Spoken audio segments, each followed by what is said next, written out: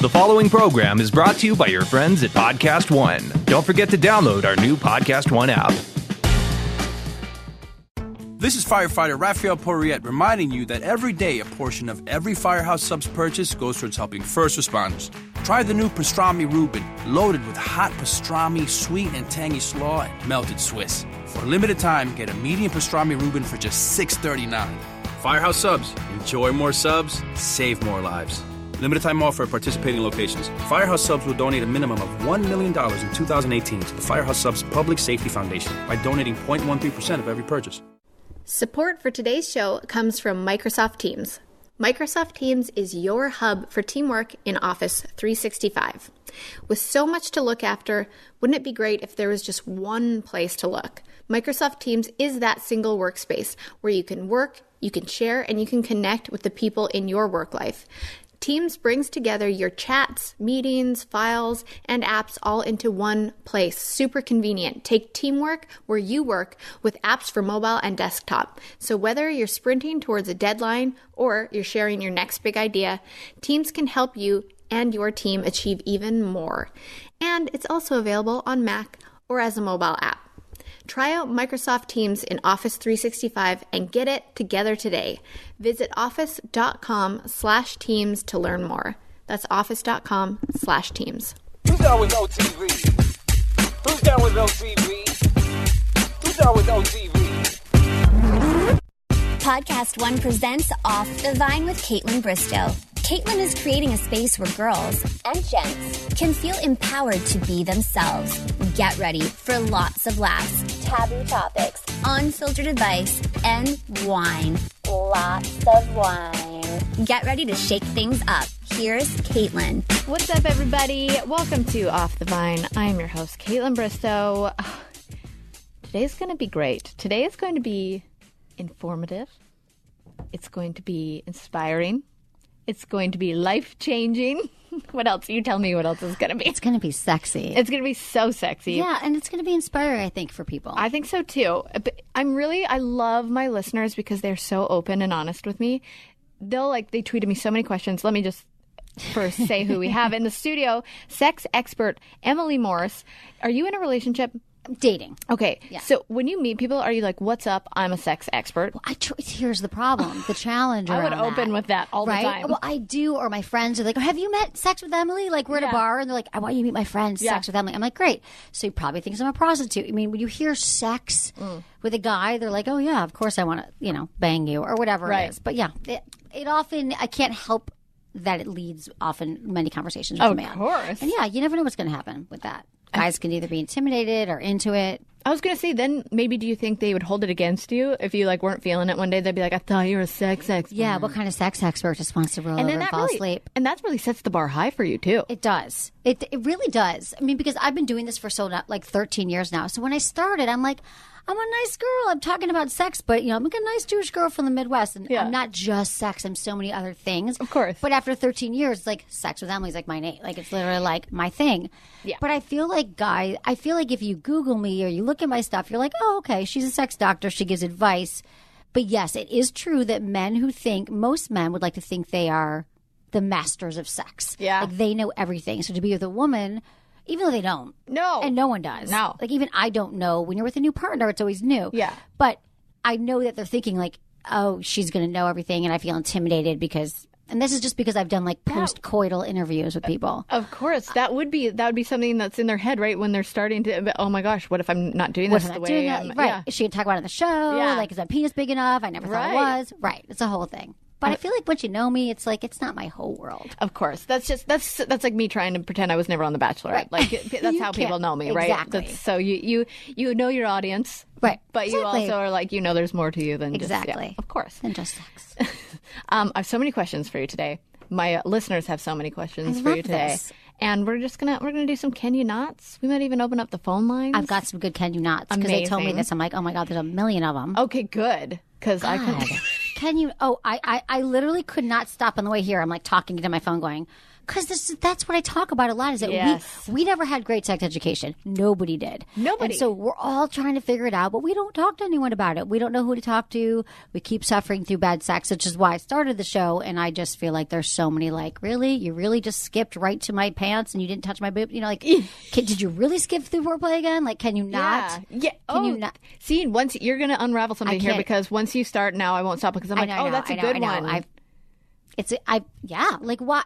Like I don't understand. Like with foreplay, that's like a huge thing for me. It's like foreplay is not just like a light suggestion. Yeah. Oh, maybe we should make out and tease and then have sex. No, it's actually a requirement. Yeah, because women don't get turned on the same way men do. Yeah, like, that's so true. Your partner walks in. You guys married yet? You're not married yet. Engaged. Yeah. So he'll walk in and be like, "Babe, you're so hot," and he's ready to go, and you're like, "I was just finishing this post. I'm working. I'm whatever, and we're not turned on." Warm me up, baby. Tease me. Let me just say, I know that this should be like, obviously sex is such a healthy thing in a relationship and we should obviously talk about it. But my mom listens to every podcast religiously and I'm like, maybe shut this one off because I want to like go there. Yeah, tell her. I guess so. But maybe we think this about our parents.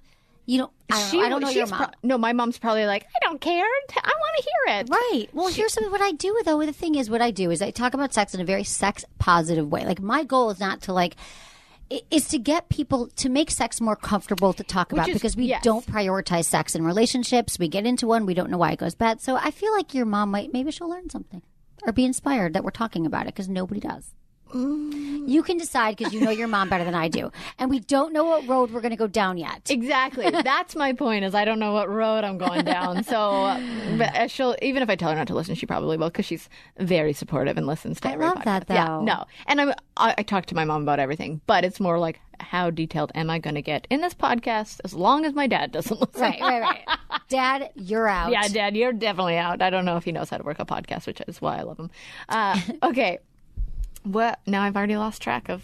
Okay. Your number one. This is a great fact. Okay. You're the number one dating and sex expert to follow on Twitter. Yeah. I know. I got voted by somebody. I think it was a GQ or Esquire. Or a few Amazing. Other people. Yeah. Thanks. So you're good at what you do. I'm good at what I love what I do. And I've been doing it. So I started a podcast in 2005 in my living room when it was first starting. It was the first month. And I just started interviewing people about sex and relationships. I was not like the expert yet, though I had some sex in my life. Of course. I was just like, sex is not what it's cracked up to be. Everyone's always saying like, I had the most amazing sex last night. And I was like, I haven't. But it seems like a good, worthwhile thing to learn how to really have great sex and teach others. So that's how it all. That's how it all you're began. Inspired. Yeah. So I always find it like, so you're on Twitter and people are coming to you with these things. I'm like, isn't it crazy what people will? Oh my gosh, ice buckets for the wine. Thank you. You ask and they deliver. Yeah, they're good around here. Podcast One knows what's up. Podcast One. Thank you for that. I'll put the wine in here. Amazing. Thank you. Oh yeah. Perfect. Snap this. Yeah. Get in there. I'm going to put the other one in too, just, you know. Yes. I love the way you're icing it up. Careful here. Okay. Okay, note to my producer that we need to have some wine. Kaitlyn's adjusting the wine. An ice bucket was delivered. Oh. Okay, sorry. That's service. Thank you for that. Okay. So I always find it crazy what people will put on the internet, which I am so with you that I don't think it should be an uncomfortable topic. I think, like, even some people that were writing me questions, they're like, I mean, I should just own this. I don't want to be anonymous because, like, what's wrong with talking about sex life? But again, having things on the internet, I find crazy what people will say when they confess to me or things that they, I'm like, wow, like that's on the internet now. Right. Exactly. We can never take that away. Like any job you go to, they're going to see the question that you ask. Yeah. But I feel like what that shows is that people are so desperate for information around sex.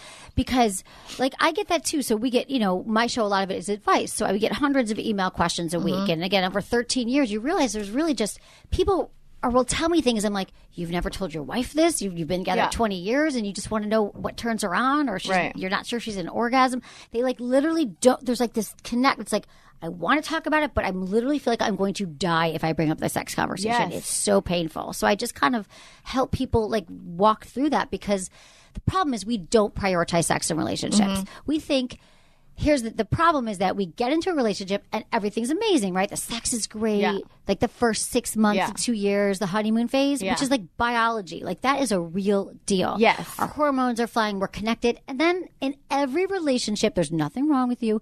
It's going to take a nosedive. Yeah. You're not going to be as into each other. Yes. It's going to just because we're meant to like match up really for, if you go back to evolutionary biology, it's like you're supposed to get together with someone, you have an attraction, you're together for 9 months, so you can have a baby, procreate, and then he goes off and spreads its seed, like the caveman, our ancestors. So there's still some of that, like it's great and then it's not. However, now people want to be in monogamous relationships. What do we do about it? Because what happens that moment when you're like, oh, we're not having sex as much, we think there's something wrong. Yes. That we're broken and we're the only one it's happening to. And if I just want to normalize it and say, listen, I'm so glad you're having great sex at the beginning, but prepare for it. Talk about it now. Yes. When not when it gets hard, because it'll just help lay the groundwork. Because people think like sex, like they think that sex is supposed to be amazing all the time, and when it's not, well, we should break up or there's a problem. Right. But why should sex, which is so important, be great without taking any effort? I mean, everything else that we care about, being a good podcaster, being a good friend, exercise, work, we work at. Yeah. But sex is like, oh, magical fairy dust, perfect. No, Why is that? because we don't have Because we're not having conversation. because we're not talking about it. Yeah. And there's nowhere to go. And everyone, rom-coms, like, oh, they're having great, everyone, that's all we see. You know what? One of our friends, Bachelor. yes, one of our friends was saying something. We were talking about movies, and I was talking about like a rom-com or something. He goes, oh, we don't watch those because they're just not realistic. And I was like, whoa, wait a sec. They're not. But Now you're going to tell me Santa doesn't exist. yeah, Right. I was in my head. I'm like, oh, you just like kind of crushed my dreams, but also like thank you for saying that, because they're not. No, they're not. I mean, we can all kind of, we attach them because we're aspirational. We're Yes. like, how great to be find the perfect mate, and then we're having amazing sex. But the rom-coms don't show you like 2 years later what's happening with them. Okay, so this is something I wanted to ask. Just speaking of like seeing movies and expectations, I saw a stat that most boys have come across porn by the age of 10. Yep. How do you think that's impacting like their expectations of what to expect from women in the bedroom or men, or what It's eventually huge. like when Such a good question. yeah, when they eventually like cross that path, like how do you it's impacting them because Right. they're looking at porn Yeah, thinking, and that's all they see. Yeah. So like maybe At 10. at 10, which is crazy. I remember I have a godson who was like grabbed his dad's phone and wrote girls with big. He wrote like ladies with big boobies. Like he Googled it Yeah. on his phone. He was like 9. He's and like, that's so accessible. So you're like, oh boy. yeah. He's like, okay, now you see that. And here's the problem with porn is that like I'm all for like healthy use of porn. It exists for a reason. Watch it on your own to get turned on. Masturbation is so important for women and men. Watch it with your partner. Great.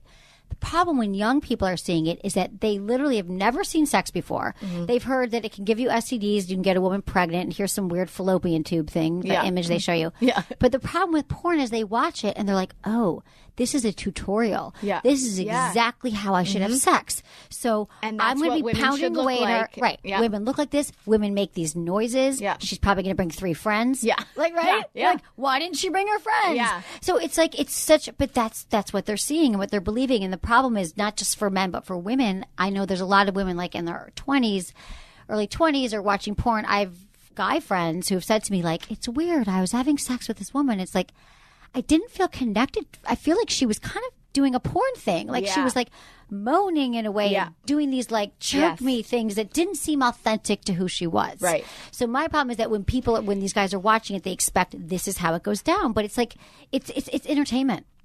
It's not meant to be a tutorial. Right. I always think about this because I do think that, like, obviously, I just think this culture that porn is so accessible.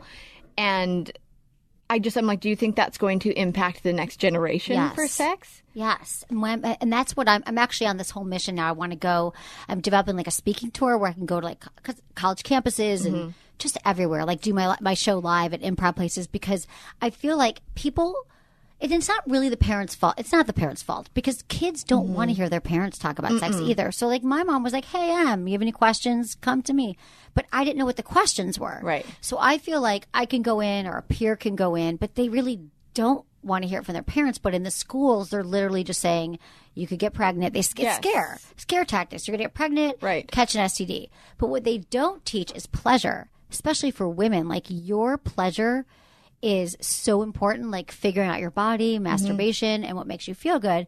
But how we're socialized as women is that it's more about pleasing him. Yeah. His pleasure. Right. We want to give we want to perform well. Yeah. We want him to like us. It's not even, so I want to kind of reverse that and let women know that they have the power. Yeah. Because we assume that guys know everything and they're just as nervous as we are. Every woman's different. So my main thing is like, how do you undo it? Or I kind of just want to teach people in a fun, like, what can I do? Like, I'm not your super serious, like, science teacher. I'm like, right. Hey guys, let's have fun with this. And then you'll have great sex. That's what my girlfriend was asking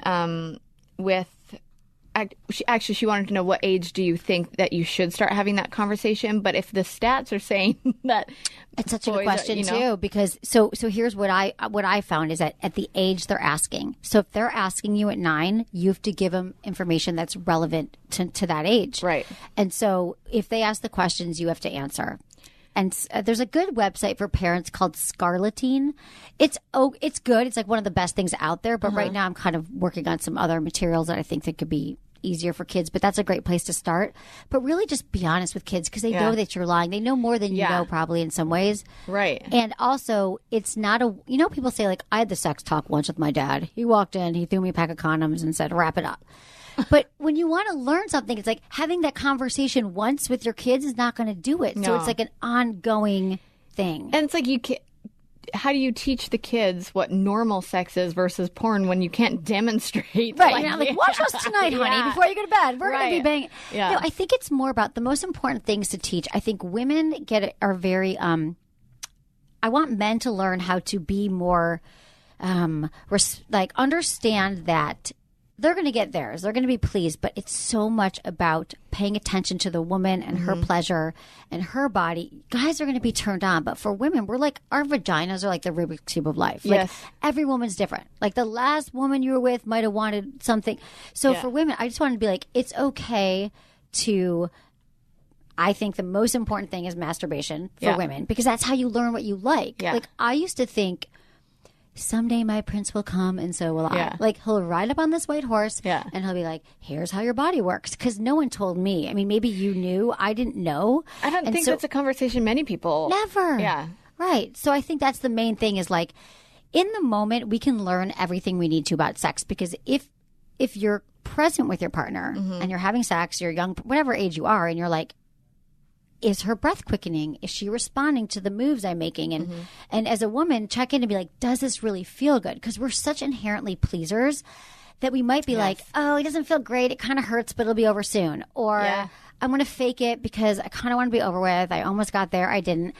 And there's been studies that show that men identify, like men will answer like the question of like, what is satisfying sex as like, I had an orgasm. And for women, it's like, he was pleased. So I want to reverse that paradigm where women are like, and the thing is, it goes down to like shame, like things we grew up with, religion, society. Yeah.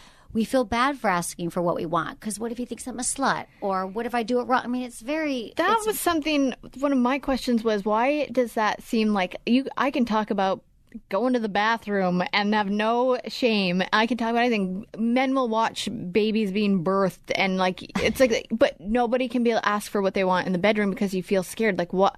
Right. Is that just because it's been such a like taboo topic? Yeah. We've literally never talked about it ever. And so the reason why it's so taboo is because in that moment we're afraid that there's a host of things running through our head. So give me an example of something we wouldn't want to say in the bedroom, like I need more foreplay. Okay, or if you had one that you wanted to. So we're so afraid that he's going to think, and these are just some things that I'm doing slutty. Isn't good enough. Yeah, he's failing us because men are very sensitive around sex. So are women. He's failing us. He's going to think that I'm really demanding. And what if he tries something and I don't really know what to ask and I'm judged? And actually there's shame about it because I learned growing up that when women ask for sex, they're sluts or whatever. We're hearing years of messages that just aren't true. Right. Like the best thing to do is to be honest, to be vulnerable, take responsible for your own sexuality. So it's because of those messages, like people grow up, like let's say they went to Catholic school or whatever, and they're like, it's sex is for procreation. If you masturbate, you're going to go blind. All that stuff. Is that people say that? Yes. And they still, and even when they know it's not true, like I had a guy I was dating years ago and he grew up like in a very religious home and he told me eventually, because I was like, what's with this like penis not operating properly, like for the whole year we're dating. And he's like, I'm just afraid every time we have sex, you're going to get pregnant. Because that's what I was, my mom told me that my parent, you can't, and that shit that you hear in your head when you're a kid, even though you might be a 30-year-old, it's still there. So trying to kind of be like, what's real, what's not, and then just learning to be like present in your body and what you're feeling in the moment and relay that. Let's take a quick second and talk about Article, the online furniture retailer that respects your time and your taste. The design is as thoughtful as a Pinot Noir, bubbly and fresh as Prosecco, also, and as wallet-friendly as happy hour. More than just a pretty chase, Article's shipping is as great as their selection. Article groups your order and ships for a flat fee of $49 nearly anywhere in the U.S. and Canada. Even better, in-stock items can be expected within 2 weeks. That's it. I actually ordered a couch. I can't wait to get it. It's beautiful. I'll put it on Snapchat or my Instagram story, obs. Article knows that Off the Vine listeners like their whites chilled, their reds juicy, and their sofas comfy and stylish. So that's why they're offering Off the Vine listeners $50 off their first order of $100 or more.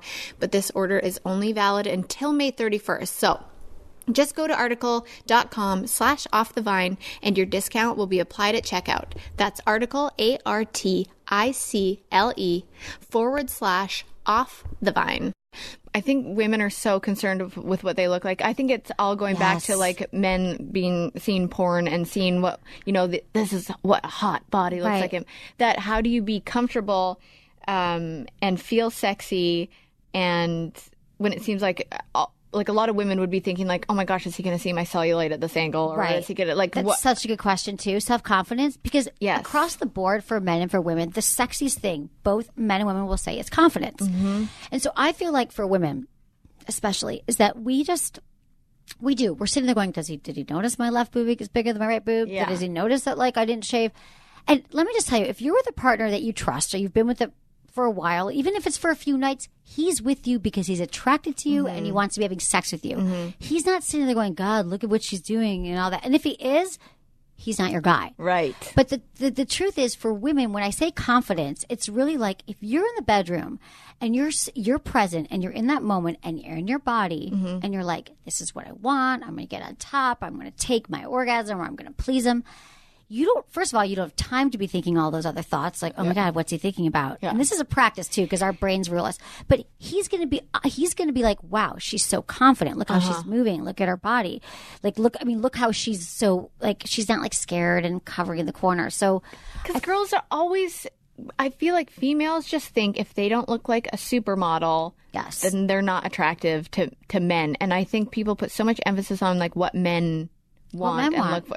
What about what we want? And it's like, instead of being comfortable and like, I just feel like it's put out there that that's what like the porn women and the supermodels, that's what will get guys, to want to have sex exactly too. Of course. And it's not realistic. And again, yes, there'll be guys who are like, I only want a 10 or an 11. But then those aren't your guys. Even if you are a girl who's like superior in all ways and you're like a 11 on the scale. I know LA loves the numbers. I just feel like even the girls who are 11, they have their insecurities. But it's almost like, but if you still just like work, like that is a fear. You would know who that guy's a douchebag and you'd break up with them. Because if you are yourself, you're confident. And even if you have to like, I know that we're not all confident all the time. Even I have sex sometimes. I'm like, oh, did I not? And I've been doing this for 13 years of my life. So it's really just about being like in your body and learning how to, I'm telling you, I'm going to go back to masturbation. If your mom's listening, hello, this is important. Women, and I think a lot of women do masturbate, but there's a confusion about like, well, I can have an orgasm alone, but not with a partner, or I can never tell them that I masturbate. But it's like, they're not going to figure out the keys to things. So if you figure out how you orgasm, like bring that in the bedroom, like touch yourself the way you want to be touched. And to me, like, and I've heard this from so many guys, they're like, the hottest thing for me is a woman who asks for what she wants in bed and who knows her body. And that translates as confidence. And when you spend time self-loving, you'll have more confidence because you'll be like, my body's awesome. Look how it works. Like, I had to work at orgasm. I wasn't one of these like natural, like, oh, I had an orgasm when I was 7 riding a bike. You know those girls who are like, I was in the shower. That never happened to me. So I had to like work. I was like a late bloomer and So I know. I do think so much of confidence is investing in yourself, and that could be part of what masturbation is about, is investing in yourself and getting to know yourself. And that is one of the most important things you can do in your life, is invest in yourself. And some people feel like they're doing something wrong. Right. They feel like, oh my God, this is bad. It's shameful. Like I have friends who, they all do. They're like, I shouldn't waste time doing it. But the thing about masturbation for women too is it's not just so you can be a better lover with your partner. It's that there's actual like health benefits that are real. It's like you get this release of like serotonin and dopamine, all those feel good chemicals, helps with your mood. It helps with cramps. It helps you. It just relaxes us. I just feel like after I'm like, I'm more cuddly, I'm more loving, I'm more like just everything is We're better. Always everything's better when you orgasm. It's like real. Like I don't even have to like. It's true. Yeah. So, and then for women who also, I've heard this a lot, who are like, I don't crave sex. I have low libido. I'm not into it. The more you start to like, you do have sex or you masturbate, like the more you're going to want. It's like working out. Like the more you go, you're going to crave it. Is that true? Same thing. Like, you know, those times when you're working out, you're like, I must go to the gym this morning. And sex is the same thing. Really? So the more you have and the more you're like engaged in it with your partner or yourself, you're going to want it more. Oh. But the more time, it's like going to the gym. Getting your shoes on is the hardest part sometimes. And you're like, I'm out the door. But with sex is the same thing. You're like, I don't really want to, but if I start going and moving, you're going to want it more. And what do you feel on like, I just feel like everyone is so distracted these days and worried about appearance and just like on their phones. Do you find that lack of connection just in general to be a problem in the bedroom? Huge. Yeah. I think that our cell phones and our technology is absolutely a huge, huge problem with our sex lives. Like, first of all, stress is one of the biggest killers of our sex drive. So couples don't have sex because they're anxious, they're stressed. We're thinking about our to-do list and da-da. So with our phones, it's like, you know, we're so we're in bed at night on our phones. Yeah. Like I feel like, and we are sitting there next to our partners and we're both like scrolling through Instagram. And it's like, if you could kind of, first thing is I like to say is no phones in the bedroom, no technology in the bedroom, which is hard. We like watching our shows. But if you could somehow charge it outside the bedroom, so at least in there, it's like a no cell zone. Or when you guys have a date night, and these things might seem like silly to people, like, oh, date night. But when you have a night that's you're like very important to me. It's so important. Yeah. Like if it's just your night, it's happening like no matter what, and leave your phones at home. I know you got to do it social media. You could do it after. No, we're pretty good about that actually, because we do feel so like wrapped around our phones and we feel like they control us. They do. So we have been like, if we do have a date night, we will be like, no phones. Good. And that's so healthy. We'll like cook dinner and be like, hey, let's put the phone down. When we're eating dinner, like you do not be on your phone. Right. That's great. I think that's super healthy because the technology and it's such a distraction. It's just, I just feel like everybody has lost like intimacy. Like there's just some sort of disconnect now where that's actually part of why I love podcasting. I'm like, I just sit and have conversation. I mean, I've got a computer in front of my face for some notes, we're talking, but it's conversation and you're connecting with somebody and you're not worried about what's on your phone unless it's like a question that I have to ask for you. Right. But you're just like, you kind of have shut it off and you have real conversation. And that's exactly why I love it too. Because I'm already just, I'm the most ADD person on the planet. Oh. So when the first day I did podcasting and radio, I was like, that was the best hour of my life because you literally cannot be distracted. Yeah. You have to be so present and so focused. Yes. And that's why I'm like, it kind of works for me. I do find that just people are not present anymore. Right. And that's probably one of the arguments I have with Sean the most is that we're just not even in a moment anymore. Right. Constantly thinking about like, what do we have to do? What has to be done? What's going on the phones? What's in the email? Like it's just so hard to shut that off and have intimate moments where you're just like, let's talk about our future. Right. Like, let's Or talk about why we love each other. Yeah. And intimacy. Like, you're so right. There is a loss of intimacy with the phones. And intimacy doesn't just mean sex. It means hand holding and like cuddling and like having those talks of like the reasons why you guys fell in love. You know, you talked about things. So but it has to be conscious now. Even just the other night we had a conversation where I was like, okay, I actually got so upset and I started crying because I'm like, I just don't feel like I just want to lay on the couch and talk with you and have you play with my hair. Like, that would mean the world to me. And he's so great because he listens. Right. So after we had this, I had like a little breakdown. We put on a movie and he just played with my hair as I laid on his lap. And I have never felt happier. Like, it was just... I get it. That's all I needed. It's so simple. It's just to connect with somebody. Right. and have that. And that's what sex is too. It's a connection. Exactly. And it's just intimacy, being in the moment and being cuddling. present and feeling like love. Right, exactly. And that's how you feel love. So like the love languages, which I feel like I'm all about the love languages. I'm obsessed with the love languages. And it feels like yours might be physical touch. So It's not. it's not? Oh, okay. I do. No, it is. Sorry, I shouldn't say There's it's usually not. two that are dominant. Yes, that's physical touch is one of them. But words of affirmation is mine. I'm the same. Yeah, I'm Which like are the easiest ones. I'm like, tell me I'm hot and play with my hair. yes. Like, I don't need gifts. I don't need quality time. Nope. I don't need extra service. Right. I'm the same. I actually feel like I'm 3. Okay. I feel like I'm words of affirmation first and foremost. I'm like, please just tell me like that you love me and be Yeah, like, oh and my why? God. And look at me and be like, I love your eyes, or like you are so specific. funny, Right. Or like words are everything to me. Even if they're mean words, they'll stay with me for a long time, Right. Because words just affect me. Same. Yeah, I get it. Quality time is a big one for me. Okay. I feel so connected. Like same thing. Like to me, podcasting is quality time because you're Right. actually getting somewhere, having conversation, and you're not distracted. Same thing with being with Sean. I'm like, I just want to go on a date night and talk about like what we see in our future with kids, or Right, right. like even if we aren't ready to just go get married right now, I want to talk about marriage. Right. That makes you feel loved. To Yes. have those conversations. Yeah. Do you know what his love languages are? He's physical touch. Perfect. And When that doesn't match with couples, it's so hard. but I see, and this is where I struggle because I'm not good at giving affection. Oh, okay. Yeah. So Do you withhold it, or you're just like annoyed by it? Like, is there ever like a resentment? Like, I'm not going to rub your back because you didn't do this thing. Yeah, of course there is. We all do that. I get it. I'm like, well, you don't rub my feet, so why don't I rub your back? Right. But his main one is physical touch. He's also words of affirmation, Oh, okay. but more physical touch. Like he just wants me to like rub his back, but I don't know why. I think it's just I've never been an affectionate person. Okay. So maybe it's not yours. Maybe I can't decide, but either way, But I like getting it. right?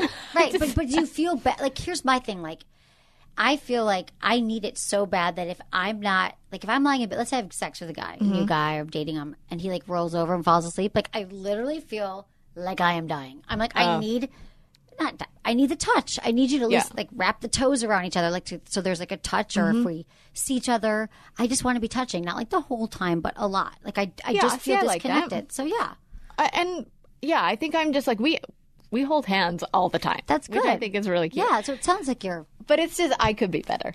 we could all We be could all be better. Yeah. My God. It's a relationships take work just like all your other relationships take work. Like having a really good friend that you keep around for a long time. And it's not like a bad thing. Like no relationship is supposed to be perfect. And everything that gets better in your life and richer is typically when you go deep, you're authentic, you work through something, and then you get closer. And I think that's my problem too, is that I always think like, why do I have to work so hard at a relationship? Shouldn't it be easy? But everyone that I talk to and everyone that no, it takes a lot of work. It does. And I think the good news about that is that you actually do some of your best work, emotional growth in a relationship. Yeah. Because on our own, with our friends, or we're obsessing on things or whatever, but when you're with a partner that's open to it and can bring it, and you're both vulnerable and you're both working through things, there's some amazing growth that you Oh can my do. gosh. I always think back to my last relationship. I was a different person. Like I learned so much from that relationship that has helped me in the one I'm in now, Exactly. like so much. And it's just so crazy to think about because I'm like, that was only like 3 years ago. I was a different person. Yeah, exactly. We're always changing. Exactly. Yeah. So that's really see what you get that. So And, like, now I always think like I used to think in my last relationship, if we fight really badly, it's done. We're going to end the relationship. I'm getting broken up with, blah, blah. And I would always just like wait for it and anticipate him leaving. Where now I'm like, this is my guy. We're gonna work through anything and everything. Which is kind of, it's really great to kind of have that commitment. Know, like, okay, he's not walking out the door. Yes. So it gives you like the safety to talk about things. But it is true. And I know no relationships are perfect. And the problem is that the ones that you might deem as perfect on social media. Yeah, on social media. Yeah. Oh my God, they're so happy all the time. No. Yeah. Like, and then the couples are like, we don't ever talk about anything. We don't fight. That's not a good thing. If you never Exactly. fight because you guys are both pacifists, you're like, I don't want Then conflict. there's no passion. There's no passion, and you're not getting through stuff. And then 10 years from now, the same issues. I you gotta always- keep clearing them out. I just don't believe people if they say that. If they're like, no, we don't argue, I'm like, liar. Right. Or maybe you should. Or what are you holding back on? Yes. Right, you're lying. They're lying until I don't hold back on anything. Right. Sean's I like, know this about you. What he said something. I think it was yesterday. He goes, something about I brought up like I just want to have a conversation, and he was like, yeah, like we could all do better at communicating. And I said, yeah, but I pour my heart out to you. He's like, yes, you do. Yes, you do. Yes, you did. You do that often. Yeah, I will just lay it all out there. I am very vocal about my feelings and what I'm feeling. And he receives them? Yeah, he's really good at listening. Like in the moment, I think this is men in general, Totally. defensive. Always listens and always comes around. And like the other thing with just such a simple thing, like, just, is it that hard to play with my hair? Right. Then he does it, and I'm like the happiest kid in all of the land. Right? I'm like, that was so easy. Right, exactly. So And he's really good at listening to those That's things. awesome. Because the thing is, men, our partners want to please us. And I think going back to love, we often expect them to be mind readers. Like, how does he not know that? I told him I like my hair played with. But think of how long it takes to change your behavior. You might have told him that 6 months ago. Right. But in the moment, so it's okay to ask for it again. And then you get it, and Yes. it works. So it's all about that's the healthy. delivery. It's how you It's a ask delivery, for too. it. Not like, when was the last time you touched my hair? It's like, Exactly. you feel really good right now? Yes. Touch my hair. He's in. So, being the thoughtful sister that I am, I sent my sister Hubble contacts. She definitely overwears her other contact lenses just to save money. So I put her on Hubble. Because are you ever tired of overpaying for uncomfortable contact lenses? So what if I told you that you can get a fresh pair of lenses for every single day for less? 60 contacts for $30. Do the math. That is $1 a day. This is half price of other brands. So go to HubbleContacts.com and get your first 2 weeks free. My sister said that it was actually really easy and quick to get the contacts. It's never been more convenient and affordable, and they can send you an optometrist if you don't have a prescription today. Go to HubbleContacts.com to get your free first 2 weeks of lenses. That's 15 pairs of lenses for free. You really can't beat this deal. Hubble is offering my listeners 2 weeks of free contacts. Come on now. So go to Hubble.com and get 20/20 vision for half the price. That's HUBBLE contacts.com. One of my sound technicians, is that what they're called, in Nashville, who is that what it is? Sound technician, sound engineer. He was like, he read a book on how to talk to his kids and how to talk to kids, and he said it just was such a game changer because they were in Target and the little boy wanted a toy, and usually he'd be like, no, you can't have that toy right now, and that would lead to a meltdown. And he goes, I found a new way of doing it. I read this book. I don't remember what it's called. I should give it credit. But he said, oh, you know what? I'd really love that toy too. I don't think we're going to be able to do it today, but what about this? Why don't we go write a list for your birthday and we'll put it on your wish list and we'll get the toy when your birthday comes around. So and smart. the little boy goes, okay. He's going, and he was like, oh my gosh. Like, it was reframing it. But it's not even just to kids. It's just the way you speak to people in general. And that's something I'm really learning about myself.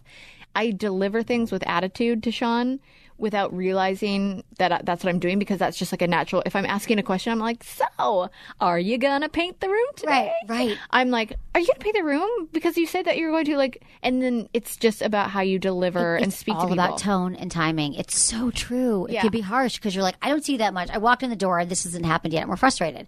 They're not going to hear it. And then that can happen in the bedroom too. You could be like, instead of being like, oh, why don't you do this? It could be like, you know, it would make me feel really good right now if you did this. And then be like, you're so good at that. Right. So it's really hot for me to like watch you like hammer those nails into the shelf. I'm watching you. Like but if you're like nagging, that's where it comes from. But you're right. It's tone and flipping and catching yourself. So we all mess up. I'm really working on my tone. Good for you. Because I do Because otherwise they don't hear it. But I do the same thing. So yeah. I do realize that I'm like... The compliment sandwich. Yes. That's a good one, too. Where you're like... give him something good. You're like, I love the way... When you hung up when you painted the wall last week, that made me feel so good. And so these shelves, when they get up, wow, it's going to be... Exactly. No, the compliment sandwich. I learned that on Family Guy. Yeah. Stewie talked about a compliment sandwich, and I was like, that's genius. It is. Talk about something they could work on. Needs improvement. Exactly. And it was with a compliment. Right. And we're overall great. We'll probably have more sex when you do that. Yes. Oh my gosh. I know a lot of people base like romance too and like chemistry on sex, because I always hear couples be like, well, if he isn't having sex with you, then you know something's wrong. And same thing with like your drive and everything. You're saying that if you do it more, the more you do it, the more you crave it. But what to you is like, and this probably you're going to say depends on the people, but what's like a healthy amount of sex for a couple to be having a week? No, that's a good question because I do get asked the question a lot because everyone wants to know, bet. like, am I normal? Am I normal? Right. Like literally all the time. And my problem is like, I don't believe in normal when it comes to sex. So really, it's up to the couple to decide because I could tell you that, okay, what I've heard, like on average, couples who've been together about one to 2 times a week seems about average and normal. Definitely one time. But if you guys are in a relationship and you're both like, you know what? Once every 2 weeks truly feels good to both of us. Yeah. And we're fine with it, then you're great. Yeah. But often there's one who wants sex more than the other. Like mismatched libidos. And I'm not just saying this because we're on the podcast, but I feel like we're very on the same page. Totally. Where I'm like, yeah, whatever. I want more wine. Yeah, please. That's why I brought all the wine. Meetings the next day. Please. I'm actually going to take a little splash more too. Perfect. But I feel like we're on the same page with like, it's not like he asks me and I'm like, oh, I'm tired. And I'm not ever like, hey, and he's like, oh, not tonight. Like, we're very much on the same page with when we want it, which is nice. That's good. That is. So there's not really a challenge yet. But maybe he wants, I don't know, I hear from men like, why doesn't she initiate more? Yeah. I think that's a main thing. I think that goes both ways, though, because I, too, am like, hey, why doesn't he initiate more? And he's like, well, I was wondering the same thing about you. And then it's like, oh, right. Communication. Like, communicate. It's all, like I say, communication is a lubrication. Just start talking about it. Ooh, that's good. Yeah. Communication is lubrication. Yeah. You will start Nice. to get each other turned, you will start to connect and be turned on in a better sex if you just start talking about it. Yeah. Because the problem also with sex is like, not only do we not talk about it, but let's say he said to you, like, I want you to initiate more. You're like, yeah, that sounds like a good idea. I'll do that to help you, to please you and me. So you get home from work and you're like, what does that even mean? Like, does he want like a random spontaneous act of oral? Like, does he want me just to, or does it mean like he just wants me to come and kiss his neck? So you're allowed to get more information and say, babe, I heard that it would mean a lot to you if I initiated sex more. What would that look like to you? Mm-hmm. Like, do you come home and I've made dinner and I'm wearing this sexy lingerie? Yeah. Do you just want me to start making out with you? Do you want me to? That's a good Because we question. get stopped up. We're like, well, I want to do that thing, but I don't really know what he meant, or I don't know how. So just get some more information. Be like, I'd love to please you in that. What would be hot for you? Done. I want to like call him and ask him Literally, right now. call him right now. It's fun. It's sex. Call him. He's going to get so uncomfortable. It's going to Amazing. be hilarious. Okay, wait. What am I asking him? What if he wants me to initiate sex, what is it that I could do? Yeah. Okay. So what would be, you can ask him and say, what would turn you on the most about, how would you like me to initiate sex next time? Hey. Hi, how's it going? What are you up to? Well, you're on the podcast. Really? And I'm with a sex expert. Oh, boy. And I have a question for you. Oh, boy. I feel like I can just like sense it that a wave of nerves just came over you. Okay, Yeah, so I knew when you said you're doing a podcast with a sex expert, I should have said, hey, let's keep things PG rated here, huh? what do you mean, like, don't share too much information about our sex life? Well, yeah, but I mean, See, that's an unhealthy way of thinking, Sean B. We should be comfortable. No, I'm just kidding. This is the PG. This is like going to help you guys, I think. Yeah. So here's my question.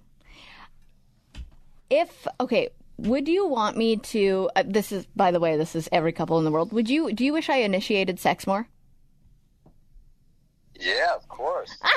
Okay, so now I'm like, I know that, and I'm like, I think every couple feels like they wishes the other person initiated more. So now my question is, what does that look like to you? So what could I do? Does it mean like you come home from the gym and I'm cooking with a little sexy lingerie outfit on and be like, hey, like, what does it look like to you when I'm with me initiating? I don't know, like just coming up to me and hopping on top of me if I'm sitting on the couch, or just going for it. Just going for it. If I'm in the shower after the gym, Oh, okay. Mm-hmm. listening to some tunes in there, and I'm singing. Then I turn around, all of a sudden you're in the shower with me. That wouldn't be too bad. This is what I love about you, Sean, that he's very willing and open to talk about these kinds of things. Yeah. Yeah. Anytime but that's so great because I think about this and I'm like, we haven't just had that conversation where I'm like, yeah, I should initiate it more. And then I'm like, but Yeah, what does that How does it look like? Yeah. Exactly, because that's where we get tripped up. We haven't had the conversation between ourselves on our own, so let's have it in front of 1 million people. Right. Well, hey, if this is going to work, though, Sean, I promise you, because now you're in the shower next time. Who knows what could happen? We're helping lots of couples out there right now because it's not just us. Yeah. Is there any way that you would like him to initiate, Kaitlyn, as long as we're here? Now I'm thinking about how I'd like you to initiate. I'm like, yeah, I would love if you like came home from the gym and even if I'm in like sweatpants and I look like blah, I want you to be like, you are so beautiful to me right now, and then just like pick me up and take me to the bedroom. I do try that. Yeah, you do. Yeah. But here's the thing. Can I just say this about compliments and women is that I always tell men, I'm like, compliment her 10 times a day. They're like, 10 times. I'm like, if you do it once, we're happy. But it's more like, it's not because we needed our egos. Like, we're confident, secure women, but that somehow it's just kind of like, if you're looking at her, you're going, God, she's so hot, and you just say it, or like your eyes, it feels so good. Even though she knows it and you love her, it's like a weird, like we need it. Yeah, that's a good point, actually. Then, okay, have it in your head to compliment me 10 times a day, and then you'll be like, that's ridiculous, so you'll only do it once, but that's really all I need. I'm pretty sure I do it like between 8 to 12 every day. Okay. Yeah, you're not. I'm not saying you're bad at You're actually pretty good at complimenting me, but more. Right. More is more. Yeah. But more, please. Okay, well, thank you for being so open with me. You got it, Toots. Okay, I love you. Love you too. Bye. I love it. That was good. That was productive. Oh my gosh, what a breakthrough. That was a breakthrough because you know what's so interesting about that? This is what happens so when we first start dating someone, the reason why sex is so hot is because it's new, it's spontaneous, there's surprise, you can't, like, you've got the hormones going, like the feel-good hormones that are, but what couples always talk about is like, oh, the best sex they ever had is when there's more elements of surprise. So when you're with someone for a long time, it's hard to surprise them. So it's interesting what he said was, I'm in the shower and you come in. I was like, whoa, I never knew that. Right, because it's like unexpected. And that kind of brings back that novelty and the newness that you had at the beginning. So that makes sense that that's what would turn him on. But we're all different. So now you know he wasn't expecting it and you're like there. And it's not like every day. Like, you know, where this? So you got to text me when this happens. I'm like going to the text you. You can tell me. I will.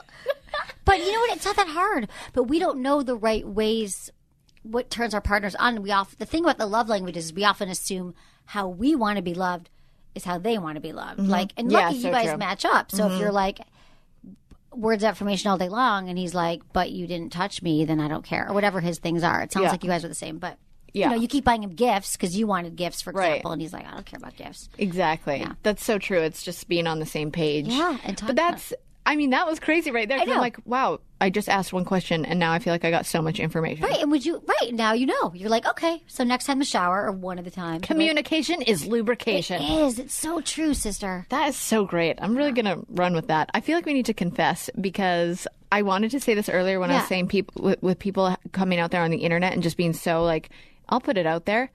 I saw a tweet of mine. This is my confession. Okay, go.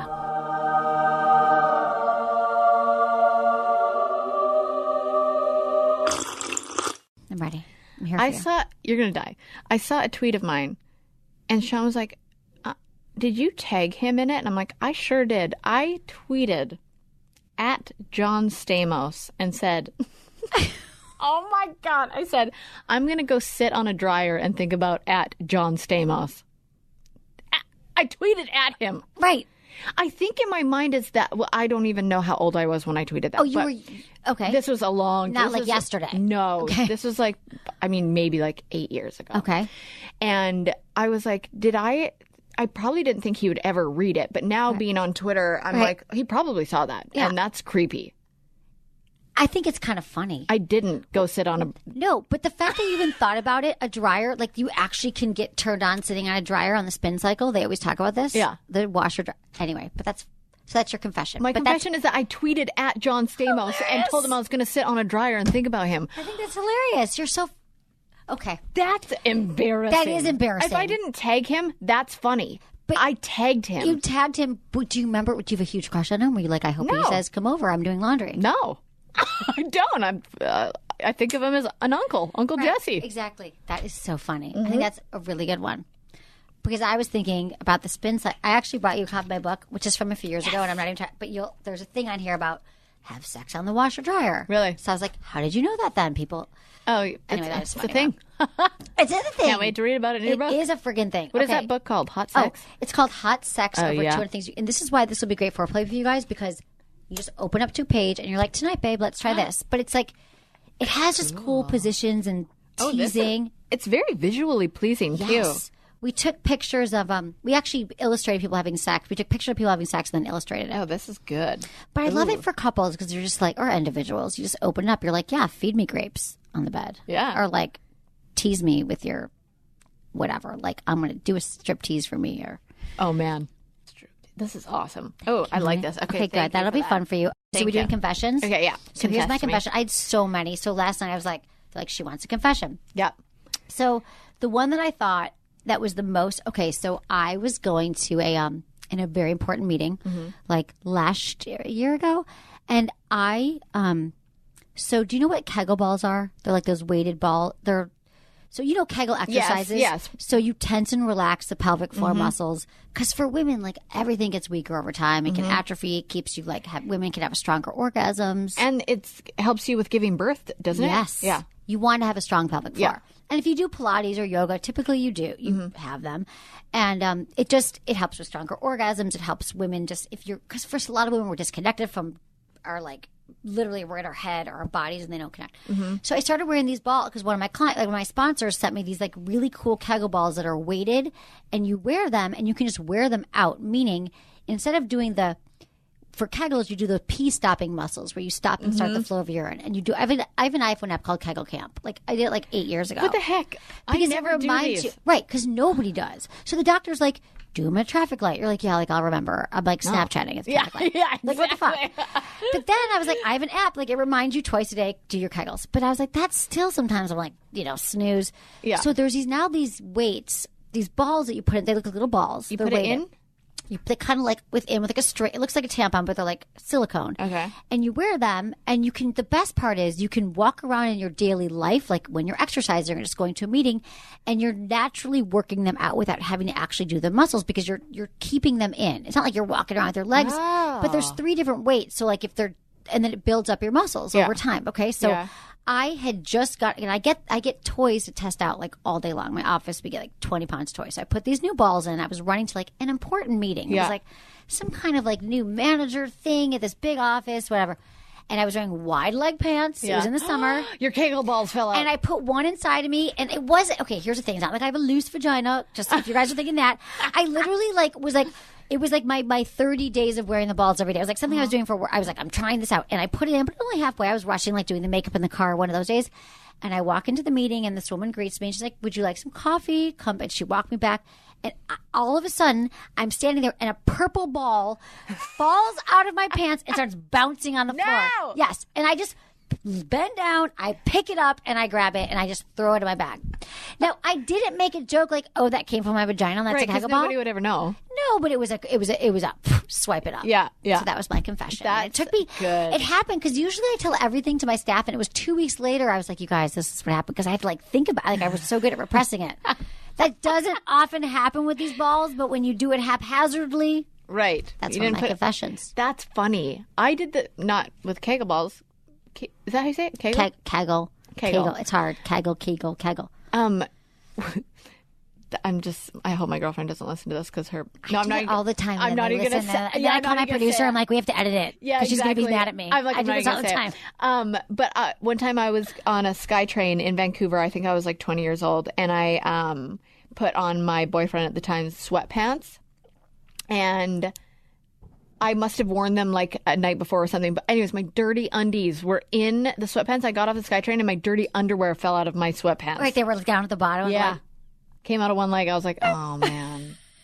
I thought, like, people for sure saw it. Right. I've done stuff like that where I've worn the pants from the night before and then the underwear's still in there. Yeah, And that's then what kind it of feel, was. You're like, what is this? Yeah. Yes, but I didn't feel it until I was on the right. SkyTrain. Oh, my gosh. Okay. Okay, so one of the biggest, most common things I saw in my direct messages was people with low sex drive or it not being... So you kind of already answered this with like practicing and doing it more and whatever. But There's so much more to it, though. Yeah, what are like simple things people could do to increase their sex drive, or is it like a hormonal thing, or is everything. It's everything. So is it mostly women asking you, right? All women, yeah. Right. So here's the thing about sex drive and libido is that, well, first of all, let's talk about the medical factors. If you're on antidepressants, like an SSRI, that makes it better or worse? So that can really take a hit on your sex drive. Okay. They can't orgasm, you have no desire. And so if that's the case, you can often go to your doctor, you can get, pills that you can like play with your meds so it works out. Or birth control pill can also have an impact on it. Okay. If you rule out all other health things and you're just like, I'm not in the mood for sex, typically that happens for people who are in longer term, like if they're in a relationship for a year or two, women are like, I'm just not into it. And I think a lot of times it can be because they're not connected with, they haven't had these conversations with their partner to know, because they gotten bored. It's gotten stale. Right. So they need to say to their partner in the compliment sandwich way, like, I feel like obviously our sex life is so important. I'm so attracted to you. But I feel like lately it's been harder for me to get excited about it. It's not that I don't feel that you're great, but what can we do together to kind of get it going again? So the problem is that it gets stale over time. It gets boring. She's like, really? Again, they have studies now of women who are like, I had no sex drive, and then they go on in affairs. I'm not saying you should have affairs, but it's not a real thing. It's a mental thing. So our brain is the largest sex organ. So if we're not thinking about sex, it's not top of mind, we're not going to want to have sex. But also what I'm going to say, and this gets to my like, can you not, is like, I believe that men and women, there's a big disconnect in understanding the way women get aroused and men get aroused. So we are slow cookers. Yeah. Men are frying pans. Sean walks in and sees you. You're so hot. He's got a boner. He's coming with you towards the kitchen. And you're like, I'm the last thing I want is sex. Whereas women, we're like, we need to get turned on. Yeah, we you want need to teasing. get me in the mood. Right. Yeah. And so that's a very we do not get turned on like we think that we should just be desiring sex all the time like men. Once it's there, we might want to, but for women, so what some things you can do is let your partner know that, like, first of all, foreplay, like I said, not a suggestion or requirement. Like, maybe you need more oral sex. Yeah. Maybe you need to make out for 15 minutes. Like, this all counts as foreplay and getting you on board. But when someone comes coldly, right? Yeah, love and a it's good the makeout. first thing that goes after in long-term relationships. Yeah. So you're not making out. He's not slowly undressing you. I think most men in long-term relationships, it's typical that you rush through foreplay. Like, here we go. Let's do this. You're ripping your clothes off. Yeah. You're not even seeing anything. Your pants are still on and you're having sex. You're like, I'm so not turned on right now. Yeah. So I think that for women, if we know how we want to be like seduced and get into the mood and like that's okay. Like text like sexy things like I can't wait to see you tonight. I keep thinking about last night when you were the way you were kissing me. It felt so good. So you keep sex top of mind and you want to constantly, I think, be bringing in some like novelty to it. So like maybe you're just looking forward to something. So maybe you go shopping at a sex toy store, you buy some new toys together, or you vacation sex. Yeah, we can't do that in public. Right. Order them online. Oh, that's a good one. So I can tell you I bought you some toys too, but like that's a way to spice it up. Sexting, watching porn together. Like I know earlier what we were saying about porn, but there's female friendly porn. You can watch it together and you could be like, oh, there's just, you got to work on it and you got to talk and be honest and be like, I want to have sex with you. I'm attracted to you. I don't know what it is. And typically it's novelty, newness, and sharing your fantasies. What I love, the final thing I'll say is a great, easy exercise for couples is to do like a sexy bucket list where you each write down 3 things that you want to try, like fantasies. And of course we have fantasies that we don't want to try. So like that we don't want them to know. Right. Don't put those on the list. Yeah. It's more like, can you tie me up? Or I love when you talk dirty. And then you exchange a list. And you're like, oh, next date night, we're going to role play or we're going to try a toy. Because then you're like, at least you know there's something to look forward to. But when sex is the same, you're just going to. So I don't believe that there's something wrong with any of these women. It's more like they're doing the same things and you got to start talking about it and it becomes better. And for those women out there that do, like a lot of women suffer from after having kids. Yes. You have to go on like medicine and stuff. So if it is that, then you go talk to your doctor. Go talk to your doctor. And also women after childbirth, things are messed up down there. Like if you had a vaginal birth, like doctors will tell you that you can have sex after 3 months. But I will tell you for many women, it might be 6. Yeah. It might be 4. It might be 5. And that don't feel guilt and don't feel pressured into it. And you do need to like do your Kegels, get it back in order down there. But also, it's okay to ask for intimacy from your partner, because what happens is they're like, oh, he wants to have sex. It's been 3 months. He literally set it. His alarm went off. Right? Yeah. He's like, it's been 3 months, babe. Yeah. And she's like, oh my God, this is the last thing I want. Like, I've got a kid on my nipple all day and I have no time. Exactly. So he's got to also be like, oh, you want physical touch. So I'm going to give you a foot massage. I'm going to massage you. I'm going to nurture you. And then like slowly build it back up again. But to have that pressure that we have to get going now, there has to just be a connection about what women desire. We hold the keys to great sex, and I think that we're told that men does. And I'd like to reverse that and let women know that they want to please you. You have the power. I know it's not easy.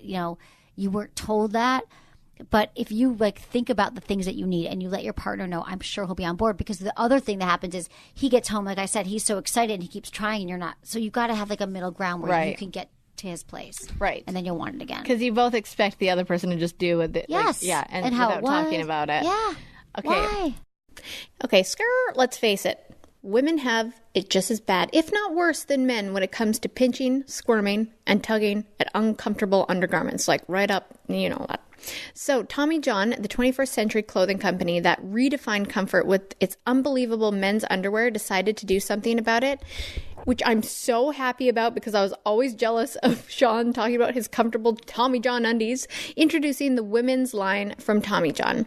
Tommy John has completely reimagined women's underwear with the same patent designs and fabric technology that make them famous. That means luxury soft fabrics, 21st century designs, and comfort you never knew was possible. It also means no rolling, bunching, pilling, no wedgies, no visible panty lines. Plus, it's all backed by the best pair she'll ever wear, or its free guarantee. You have nothing to lose. Ladies, stop picking at your ill-fitting underwear and instead pick the most comfortable pair on the planet, Tommy John. No adjustment needed. Hurry to TommyJohn.com/Vine for 20% off your first order. That's TommyJohn.com/Vine for 20% off. TommyJohn.com/Vine. I think you got it. We'll be back with more Off the Vine with Kaitlyn Bristowe. This is firefighter Raphael Porriette reminding you that every day a portion of every Firehouse Subs purchase goes towards helping first responders. Try the new pastrami Reuben, loaded with hot pastrami, sweet and tangy slaw, and melted Swiss. For a limited time, get a medium pastrami Reuben for just $6.39. Firehouse Subs. Enjoy more subs, save more lives. Limited time offer at participating locations. Firehouse Subs will donate a minimum of $1 million in 2018 to the Firehouse Subs Public Safety Foundation by donating 0.13% of every purchase. From Podcast One and the voice of the American people, it's time to fight back with Barbara Boxer. It's so hard, I think, for the average person who has to get up in the morning to follow this stuff. This is a problem solvable. All we have to do is look around the world. They have made a difference in Florida. It's unbelievable. Listen free and subscribe to Fight Back with Barbara Boxer, exclusively on Apple Podcasts, PodcastOne.com, and the Podcast One app. If you love the show, share it with a friend and leave us a rating and review. Off the Vine with Kaitlyn Bristowe. I think we should get to Can You Nots. Can you not? I thought it would be perfect to do, obviously, Can You Not Sex Edition, because naturally.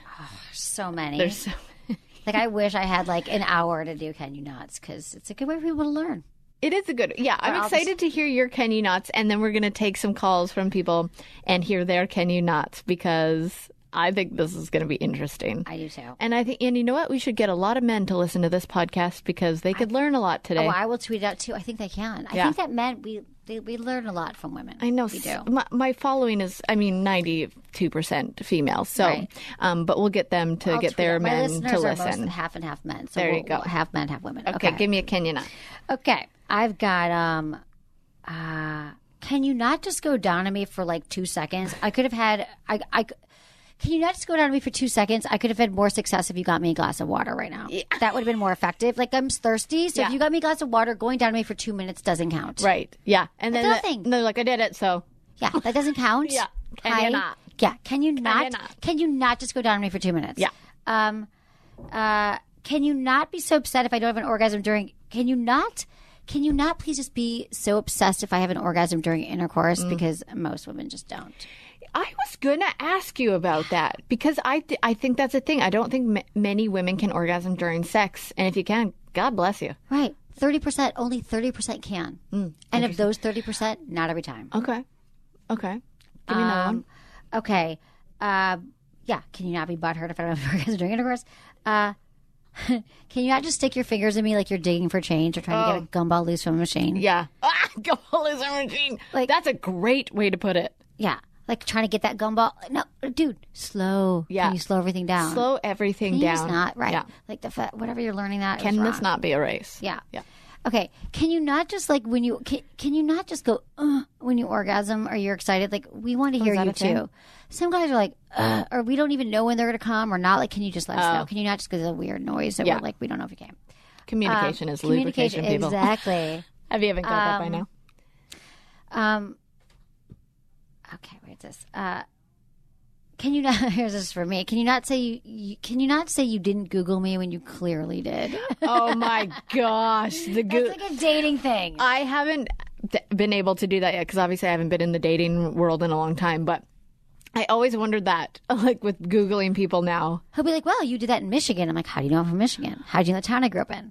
So I was awkward. Like, yeah. Can you not Google me? Can you not just Google? Yeah. Am I doing the right? You said, can you not assume? Oh. Can you not assume that I just like something in bed because of your ex did? Because I'm not your ex. Yeah, we're all different here, right? Yeah.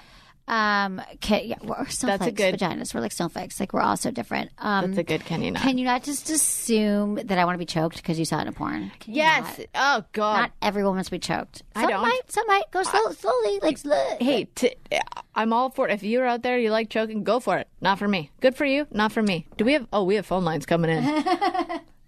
I love it. Hello, you're on Off the Vine. Oh my goodness. Hi, you don't have to say your name because, I mean, we can all be anonymous here for this because maybe your man listens. But do you have a Can You Not sex edition for us? Yes.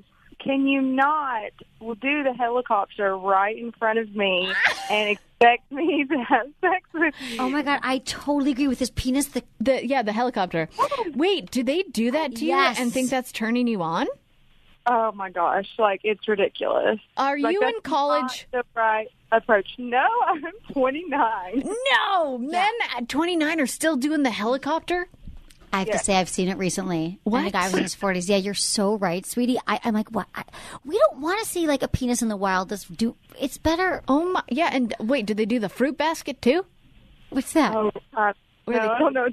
Oh, I mean, yeah, I don't know. That's stupid. Right, the fruit basket. I don't know what that means. Fruit basket is when they tuck it all behind them and then they turn around and bend over and it looks like a... Save that for your fraternity, brothers. Exactly. Okay, if a guy ever does the helicopter to you again, just say, can you not? And walk away. Right. Can you not do that? Yeah, It's such a good one.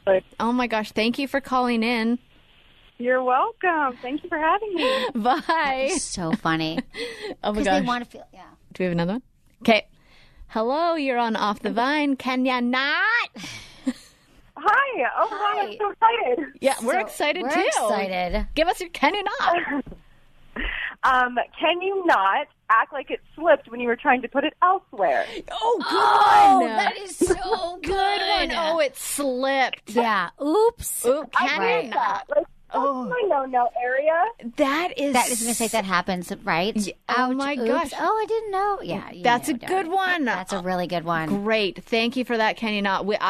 That's a good one. I'm so mad that's respect. amazing. Mad respect. For Can that you not? Killer one. Can you not? Thank you for calling in. That was so good. That's funny. Can you not just rush through? Oh, someone else calling. Like, I just feel like, can you not just? I don't know, just rush through, rip my clothes off without like even paying attention to the lingerie that I bought tonight. Like, yeah, I dressed up for you. Can you not just rip it all and throw it on the floor? That's a good Spend point. a minute and pretend that like I tried for a moment to wear something sexy. Yeah, enjoy it. Yeah, enjoy it because lingerie ain't cheap. It ain't cheap. No. Right, and it's sexy and it's hot. We made an effort, but they just forget. Yeah, that's because they are all horned up and we're like, come on, give us something to work with. Oh gosh, she's laughing. This means it's going to be a good one. Hello, you're on Off the Vine. Can you not? Can you not? Do you have one for us? I do. So nothing ruins the mood more when you and your husband are, doing the deed and your dog tries to get involved. Yeah, this is a big one. Can you not, Tucker? Can you not lick my husband's butt? Yeah. Why do they do that too? Like, why is it when you're in that moment, does the dog get up there animals. and They're like they sniff it out? Right, and it's like if you leave it outside, like if you leave my dog outside, he's like making noises the whole time anyways, like whining. So, Tucker loses his mind. Yeah, you gotta lock him It must out. be a golden retriever thing. Mine's a golden. Really, as well, yours so is a golden. Yeah. They're like get lovers. jealous. They get jealous because they're like, there's some mating Yeah. going on. I saw the doggy style. Can you not golden retrievers? Oh, I will never Can say that you sentence not? again in my life. But good one. Thank you so much for calling So in. good. No problem. That's amazing. Have a good one. Hello, you're on Off the Vine with Emily and Kaitlyn. Can you not? What's up? Can you not, get a leg cramp when I'm enjoying it for once? A leg cramp? Is that his, I'm out, I got a leg cramp? Does this happen often?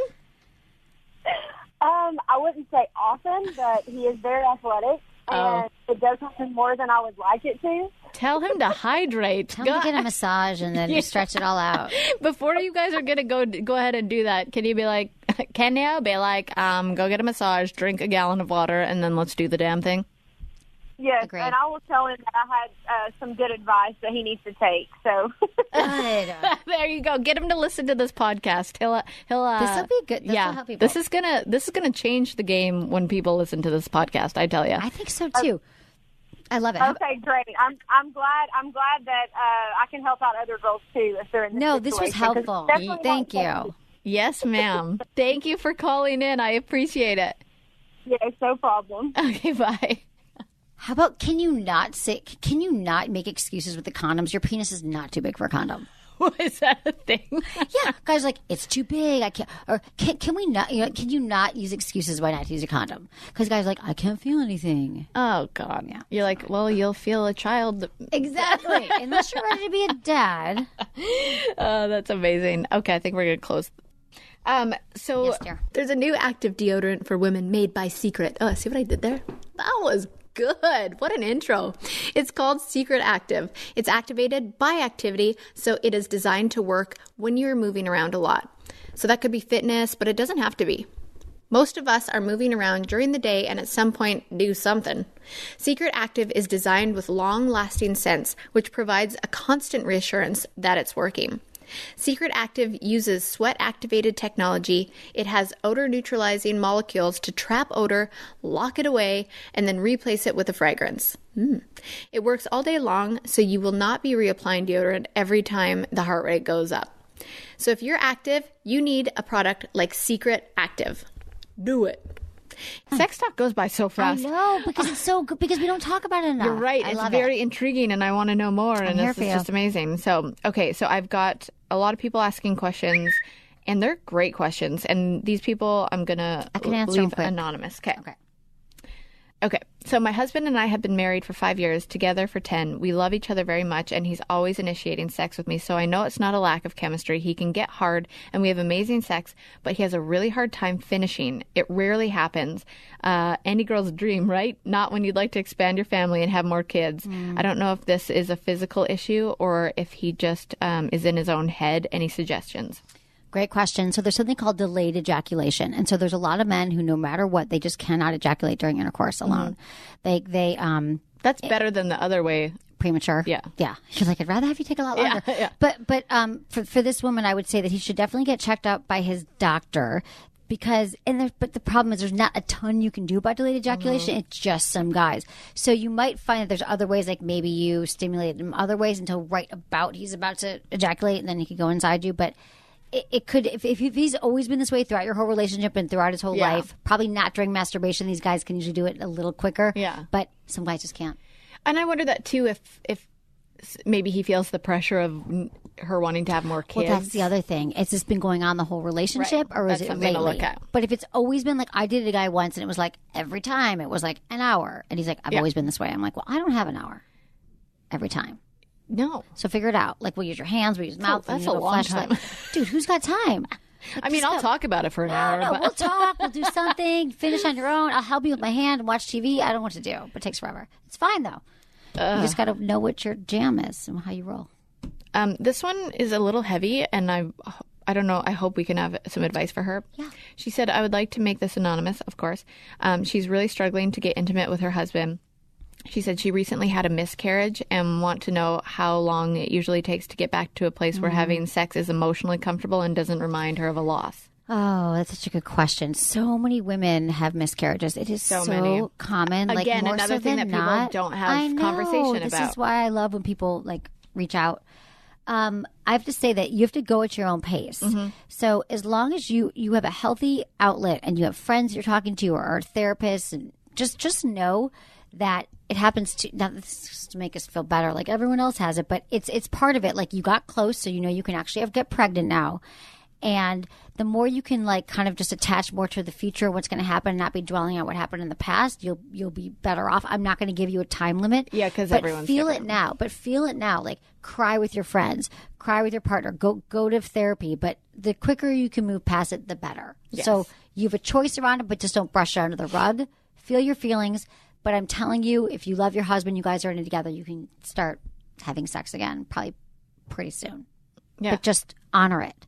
Like that. Right. The biggest problem with emotions is when we repress them and we expect them to go away. Yes. But when we're just like, I'm a mess, I'm crying, I'm having a breakdown, you'll move past it much quicker. That's so true. That's right, Sean. If you're listening, that's why I have breakdowns all the Yeah, time. I'm just no, trying but to move dude, through that's so something. healthy. I really do. That's so I let it healthy. all out. Good for you. And then I move on. And he's like, how you feeling? You're like, about what? Because you're good. I get Totally. it. Dude, I get it. I feel way better after a breakdown. So good. That's true. Just like let it out. That's one of my health and wellness coaches, Erin Trelaw. She always says to sit in something uncomfortable. It's true. That's how we go. That's how we grow. Like, That because is we're how you so grow. easy to distract. with Yes. things. Our phones, wine, which actually is a good distraction. Wine's a great distraction. If a woman is experiencing pain after a hysterectomy, are there exercises she can do, and how long should the pain last during? That's a great question. So I, first of all, just the subject of pain. About 80% of women experience pain during intercourse throughout their lifetime. 80%? 80%. Not every time, but oftentimes. Yeah. And what women, again, as the pleasers and whatever, we think that's normal. Yeah. Like, I'm just going to live with pain. Yeah. As long as he's happy, whatever. So I don't, after the hysterectomy, I would say, what does your doctor say? If your doctor said it should last a month and it's been 2 months, then you should go see your doctor. But I think it's typical. They probably give you a time. You probably can't have sex for a certain amount of time. Yeah. But if it continues, like, there could be something else going up. So I would go back to your doctor and just say, this is what's happening. Right. But if you're having pain, do not like grin and bear it. Like, don't Yeah. have If sex there's if you're having pain- pain. Go back to your doctor and don't rush it, because oftentimes they underestimate the time it takes to heal from things. And So- also, there's other ways to satisfy each other than sex. Right. This is one of my main things. Intercourse is not like the end goal. You could like have oral and then intercourse and then go back to foreplay. Sex Yeah. is not linear. Yeah. And intimacy can be great even without penetration. So I'm telling you, a good makeout. That's all I need. good makeout. That's all I want. This person said, my body has never self-lubricated in my vaginal area during sex, so I need to use lube. Is there any way to fix this, or does this just happen with some women? Well, so this is I love this question too, because there's a huge myth around women and lubrication. So what we're told is that when we're turned on, we're well lubricated. Yeah. When we're not turned on, we're dry and there's a problem. Yeah. The myth around this is that the truth is women can be very turned on and not wet, or they could be wet and not turned on. So your wetness is not an indicator of your arousal. So that's one thing. It changes for women certain times a month. If we're on the birth control pill, we're getting our period, we're ovulating. So my solution to all of this is to use lube every time you have sex. Here's why. Even if you're like really wet, we know like you're wet at the beginning and then you're not 10 minutes later and you got to. So for me, the thing about lube, and I love Joe Lube. I brought you some too. You're going to love. It's on my website too. It's Sex with Emily. But buying a good quality lube that you just, it's part of me. Like I have sex and I automatically use lube. Just a few drops, because it makes sex better for men and for women, because if you're not well lubricated, you can have tears and there's things can happen. And also the Kinsey Institute, Indiana University, who did all the, Kinsey, sex god, 80% of women are more likely to orgasm if you add just a few drops of lube. And the problem with lube, though, is like my dream, one of them, lube on every nightstand. Just leave it there. Like, I do not have sex without lube. Yeah. Because clitoris is not self-lubricating. Yeah. You might get turned on eventually. But the problem is men are conditioned, and women, to think, oh, there's a problem. We better get the lube. I didn't turn her on. She's dry. No. And really, you should just start it off with that. So, yeah, it could be birth control, a million things. Always use lube. I bought you lube that you're going to love. Thank you. It tastes really good, too. It's chocolate. But like a good flavored lube. It's called Joe. Anyway, we'll talk. Every time these noises keep happening, I'm like, is there a freaking earthquake? I get like so scared. How fun would that be? Just kidding. It'd be scary. I'm terrified of earthquakes. I am too. But I grew up with tornadoes. So in Michigan. I survived through one in Canada. Yeah, it was called Black Friday. We can talk about that. Do you sit in the bathroom like this? I pretended. This is what I used to do as a child. I used to pretend to sleep when bad things happened. That's a good adaptive coping mechanism. I was like 3, and I'd be like, this isn't happening. I'm sleeping. That's actually right. That's funny. Yeah. You actually were like, I'm shutting down. Yeah. Do you still do that? You shut down? Yep. I was like, yeah, I do. That didn't happen. I'm really tired right now. I can go either way. I can like have a full meltdown and talk about it, or I can pretend it's not happening. Right. I go both ways. This person said, why can I not bring myself to orgasm? I get to a point where it's painful and I'd rather stop than finish off. How can I overcome by this? yourself or with the part we don't know? But she said bring myself. Probably through masturbation. Maybe. So for a lot of women, it can feel like, it depends. Like for women, they often feel like they have to pee and then they keep going and they have an orgasm. But if you're having pain, I'm not sure if it's during intercourse or on your own with a vibrator, I would, don't push through that. I would talk to a doctor. But if it's pain or just like, it's like I have to pee pain, like, because that's what happens for women, and you might want to keep going. But the pain thing is I would get checked out. Go get checked out by a doctor. Yeah, a lot of these I'm like, just go see your doctor. No, but really. Like, I'm a sex doctor, but I'm not looking at you right now. Exactly. You can't see. No. Right. And you don't know details. Right. But I just want to say, for any woman experiencing pain, so normal. It comes and flows. Ebbs and flows. I love drinking wine on your podcast throughout the your lifetime. So, but you shouldn't suffer through pain. And a lot of women are like, oh, it's pain. That's one thing that women should take away from this podcast is if there's pain. Right. If there's pain, it's not okay. And you're not having your needs met by your partner. Yeah. Your partner is not a mind reader. You need to let them know. Yeah. Based on what the sexpert. Oh, that they call me sexpert. Sexpert has learned talking to people over your career. What approximate percentage of women actually get orgasms from just intercourse? You already said this, 30%. Right? 30%. Okay. And not every time. 30% and not every time. And that should just make women go, oh. But wait, this is my question. Yep. Are they orgasming from the actual intercourse, or is it from the touching of the G-spot? Okay, so there's two ways. So a lot of women can orgasm during intercourse because of clitoral stimulation when they're rubbing against, because you're on top or the bottom and your clitoris is rubbing against his pelvic, his stomach or whatever. Yeah. But for some women, it's G-spot.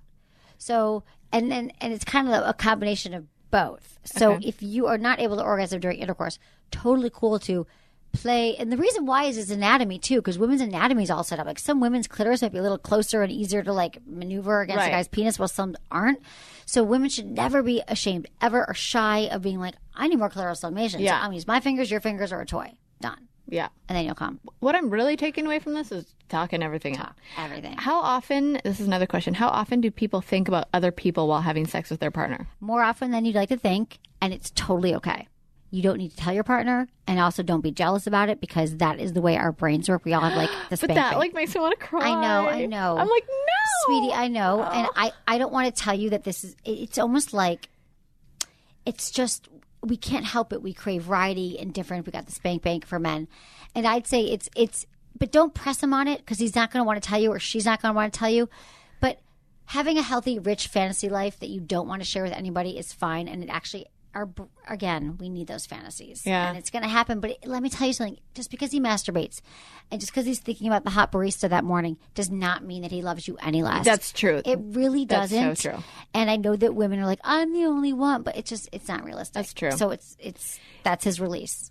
Another thing to take away from the podcast. Confidence is the most Everything. attractive thing. The most attractive thing. And it's self-love too. It's believing your confidence and getting to a place where you do know, like, hey, if he is thinking about something else, doesn't mean he doesn't love me anymore. Exactly. He might need that moment to get over it. It doesn't mean it. This guys I just are needed wired. that little talk through. I'm like, oh my God, if Sean thought about somebody else during sex, I'd be mortified. And I'm like, no, you know what? No, but he knows that he adores you. Yeah. And they literally can't help it. They're like, they like loop through, like, you couldn't even tell what it was if you were in his brain. It'd be Right. like a million different boobs.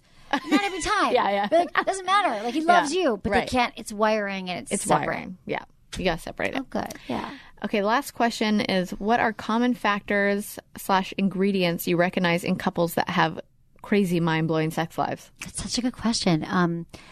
They communicate a lot about sex. They are willing to try new things. Yeah. They're not judgmental. They're open to exploring and learning together and understanding that having longevity in your sex life and having a long-term healthy sex life means that it's going to take that you're going to be talking about it and not judging each other. And it's communication. It's communication. It all goes back to communication. It really does. That Because we is- never talk. We expect them to figure it out. How But the hell would you communication, know? not only in the bedroom, Everywhere. in life. Right. In life. Everywhere. Talk about it. Vulnerability. Like, we're so afraid of, because ultimately we're afraid of not being loved and being rejected. So we're afraid if I say I need you to spank me during sex, that he's going to be like, you're a slut, or I can't believe you need that, and now I'm leaving you. Right. Like, ultimately everyone's But leaving us and we're going to be alone. That's not going to happen. The show The Bachelor, Bachelorette Right? too. It's like they pounce on your vulnerabilities and your insecurities, and they want you to feel those because it's better TV and it's so sad.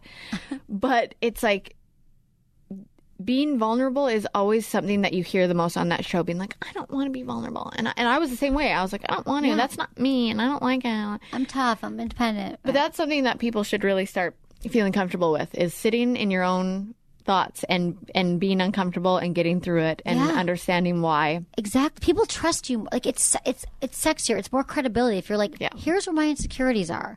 Like, here's where my problems with our sex life. Like, you both know it's the elephant in the room anyway. So just start Exactly. talking about it. I'm telling you, it makes such a difference. Okay, well, tell everybody where they can buy your book, what your book is, your website, your Instagram, it's at everything. Sex with Emily. I have a podcast. I release it twice a week. Okay. It's on iTunes, everywhere else you can find podcasts. And I have a lot of sex toy recommendations. I have a book called Hot Sex. I have a bunch of toys on the site that I love. And it's Sex with Emily, Instagram, Twitter, Facebook, all that stuff. And on Twitter, are you good at like responding to these? Yeah. Oh, totally. Wow. And people also, a big part of my show is people sending me their sex questions. So you can email me feedback@sexwithemily.com or text Ask Emily to Really? 797979. Yeah, we have a text thing. Cool. Yeah. I think that's so great. Yeah.